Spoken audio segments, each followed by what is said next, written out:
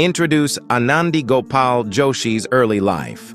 A young girl, Yamuna Joshi, born on March 31, 1865, in Kalyan, Mumbai.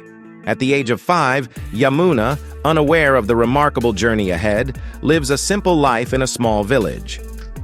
At just 9 years old, Yamuna's life changes drastically as she is married to Gopal Rao, a broad-minded man, much older than her. Her name is changed to Anandi, marking the beginning of her new journey. Gopal Rao, Anandi's husband, believes strongly in women's education. Despite Anandi being only 10 years old, he begins teaching her himself, determined to make her an independent and educated woman. Gopal Rao faces many challenges while trying to enroll 12-year-old Anandi in a missionary school. Despite his best efforts, they are turned away, but Gopal Rao's determination never wavers. At 14 years old, Anandi experiences a tragic loss, the death of her young son. This heart-wrenching event motivates her to become a doctor so she can prevent others from suffering as she did. Gopal Rao, now in his late 30s, works tirelessly to secure a seat for Anandi in an American university. He dreams of seeing Anandi, now 18 years old, achieve something remarkable, becoming a doctor. Mrs. Carpenter, a kind and compassionate woman from New Jersey, learns of Anandi's story and offers her support. She welcomes Anandi into her home in America, providing the opportunity for her to pursue her dream. In June 1883, Anandi, now 18, boards a ship to America alone, leaving behind her home and family. Despite the opposition and criticism she faces, Anandi's resolve to achieve her dream of becoming a doctor remains strong. Anandi arrives in America and finds herself in a world that is entirely different from her own. At 18 years old, she must adapt to new customs, dress, and food, all while maintaining her cultural identity.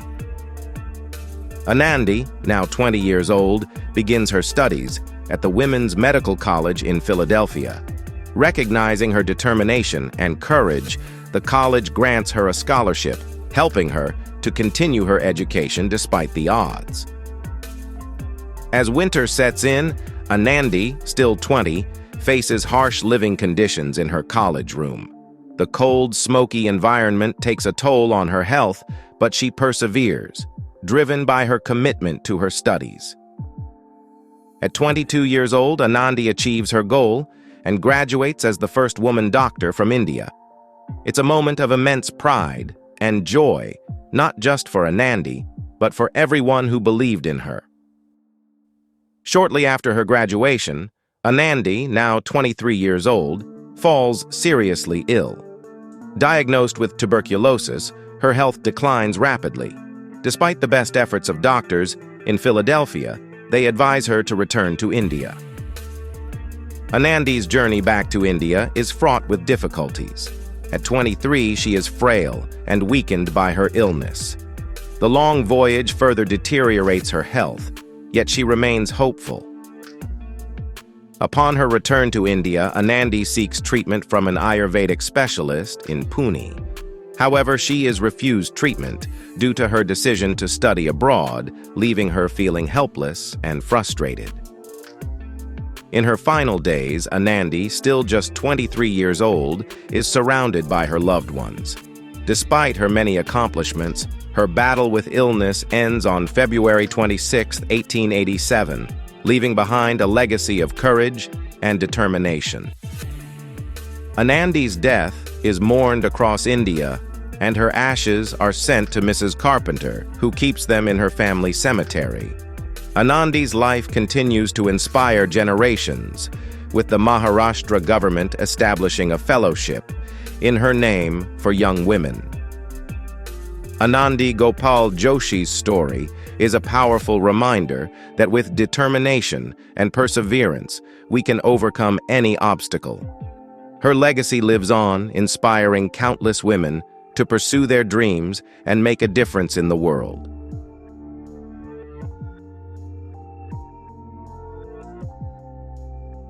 परिचय के लिए आनंदी गोपाल जोशी की प्रारंभिक जीवन कहानी। 31 मार्च 1865 को मुंबई के कल्याण में जन्मी छोटी यमुना जोशी केवल 5 साल की है। उसे यह नहीं पता कि उसका जीवन आगे कितनी बड़ी उपलब्धियों से भरा होने वाला है। 9 साल की उम्र में यमुना का जीवन अचानक बदल जाता है जब उसका विवाह गोपाल राव से हो जाता है, जो उससे बहुत बड़े और खुले विचारों वाले व्यक्ति हैं। उसका नाम बदलकर आनंदी रखा जाता है, जो उसके नए जीवन की शुरुआत का प्रतीक है।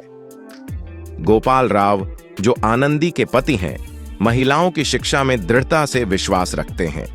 10 साल की आनंदी को पढ़ाने के लिए वे खुद उसे पढ़ाना शुरू करते हैं ताकि वह एक स्वतंत्र और शिक्षित महिला बन सके। 12 साल की आनंदी को मिशनरी स्कूल में दाखिला दिलाने के लिए गोपाल राव को कई कठिनाइयों का सामना करना पड़ता है। उनकी सभी कोशिशों के बावजूद उन्हें निराशा मिलती है, लेकिन गोपाल राव का संकल्प कभी नहीं टूटता। 14 साल की उम्र में आनंदी अपने छोटे बेटे की मृत्यु के रूप में एक बड़ी त्रासदी का सामना करती है। यह दुखद घटना उसे डॉक्टर बनने की प्रेरणा देती है ताकि वह दूसरों को इस तरह के दुख से बचा सके। अब 18 साल की हो चुकी आनंदी को अमेरिकी विश्वविद्यालय में दाखिला दिलाने के लिए गोपाल राव कड़ी मेहनत करते हैं। वे उसे डॉक्टर बनाने के अपने सपने को साकार होते देखना चाहते हैं। न्यू जर्सी की एक दयालु महिला मिसेस कारपेंटर आनंदी की कहानी सुनकर उसकी मदद करने के लिए आगे आती है। वह आनंदी को अमेरिका में अपने घर में रहने का प्रस्ताव देती हैं, जिससे आनंदी के डॉक्टर बनने के सपने को नई दिशा मिलती है। जून 1883 में 18 साल की आनंदी अकेली अमेरिका के लिए जहाज पर सवार होती है, अपने घर और परिवार को पीछे छोड़कर। आलोचनाओं और विरोध के बावजूद वह डॉक्टर बनने के अपने सपने को पूरा करने के लिए दृढ़ रहती है।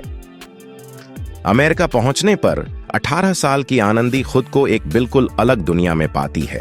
उसे नए रीति रिवाजों, पहनावे और खान पान के साथ तालमेल बिठाना पड़ता है, जबकि वह अपनी सांस्कृतिक पहचान को बनाए रखती है। अब 20 साल की हो चुकी आनंदी फिलाडेल्फिया के महिला मेडिकल कॉलेज में अपनी पढ़ाई शुरू करती है। उसकी हिम्मत और दृढ़ता को देखते हुए कॉलेज उसे छात्रवृत्ति प्रदान करता है, जिससे वह अपनी शिक्षा जारी रख पाती है। जैसे जैसे सर्दी बढ़ती है, 20 साल की आनंदी को कॉलेज के कमरे में कठिन परिस्थितियों का सामना करना पड़ता है। ठंडा और धुएं से भरा हुआ वातावरण उसके स्वास्थ्य पर बुरा असर डालता है, लेकिन वह अपनी पढ़ाई में जुटी रहती है। 22 साल की उम्र में आनंदी अपने लक्ष्य को प्राप्त करती है और भारत की पहली महिला डॉक्टर के रूप में स्नातक होती है। यह न केवल आनंदी के लिए बल्कि उन सभी के लिए गर्व का क्षण होता है जिन्होंने उस पर विश्वास किया। स्नातक होने के तुरंत बाद 23 साल की आनंदी गंभीर रूप से बीमार पड़ जाती है। उसे तपेदिक टीबी का निदान होता है और उसका स्वास्थ्य तेजी से गिरने लगता है। फिलाडेल्फिया के डॉक्टर उसे भारत लौटने की सलाह देते हैं। भारत लौटने का आनंदी का सफर कठिनाइयों से भरा होता है। 23 साल की आनंदी बीमारी से जूझते हुए कमजोर हो जाती है। लंबी यात्रा से उसका स्वास्थ्य और बिगड़ जाता है, फिर भी वह आशावान बनी रहती है। भारत लौटने पर आनंदी पुणे के एक आयुर्वेद विशेषज्ञ से उपचार की उम्मीद करती है। हालांकि विदेश में पढ़ाई करने के कारण उसे इलाज से वंचित कर दिया जाता है, जिससे वह निराश और हताश हो जाती है। अपने अंतिम दिनों में 23 साल की आनंदी अपने प्रियजनों से घिरी होती है। अपनी कई उपलब्धियों के बावजूद वह 26 फरवरी 1887 को अपनी बीमारी के सामने हार मान लेती है, लेकिन अपने पीछे साहस और दृढ़ता की एक विरासत छोड़ जाती है। आनंदी की मृत्यु पूरे भारत में शोक का कारण बनती है और उसकी राख को मिसेस कारपेंटर को भेजा जाता है, जो उन्हें अपने परिवार के कब्रिस्तान में रखती है।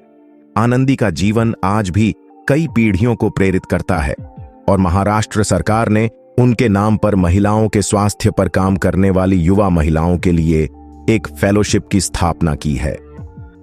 आनंदी गोपाल जोशी की कहानी इस बात की शक्ति है कि दृढ़ संकल्प और परसिवियरेंस से हम किसी भी बाधा को पार कर सकते हैं। उनकी विरासत आज भी जीवित है और अनगिनत महिलाओं को उनके सपनों का पीछा करने और दुनिया में बदलाव लाने के लिए प्रेरित करती है।